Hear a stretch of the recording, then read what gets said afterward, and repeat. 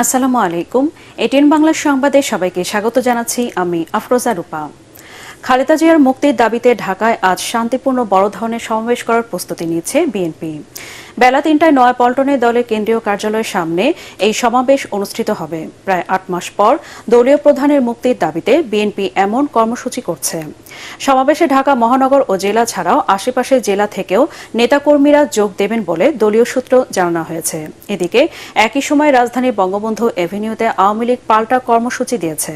দলের ৭৫তম প্রতিষ্ঠাবার্ষিকী উপলক্ষে তারা দলীয় কার্যালয়ের সামনে আলোচনা সভা করবে। আওয়ামী লীগের সাধারণ সম্পাদক এবং সড়ক পরিবহন ও সেতু মন্ত্রী ওবায়দুল কাদের এতে প্রধান অতিথি থাকবেন।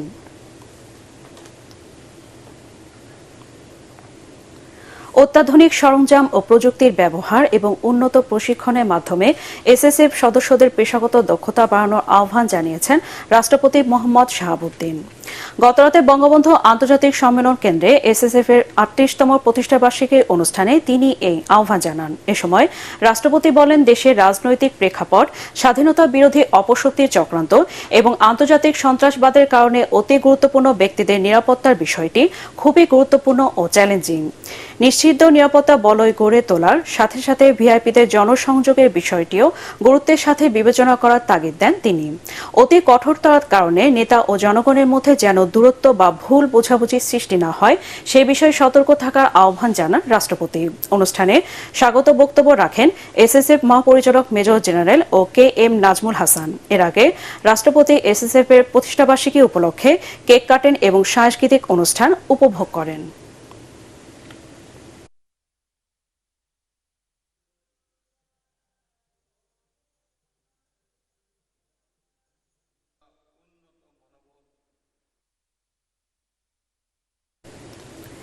দেশের ৫ বিভাগে ভারী থেকে অতি ভারী বৃষ্টি হতে পারে আজ থেকে।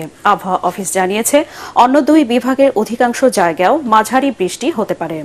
শুক্রবার রাতে দেয়া পূর্বাভাসে বলা হয়েছে, রংপুর, ময়মনসিংহ, চট্টগ্রাম, বরিশাল ও সিলেট বিভাগের অধিকাংশ স্থানে মৌসুমী বায়ু সক্রিয় থাকার কারণে আগামী ৩ দিন টানা বৃষ্টি হতে পারে।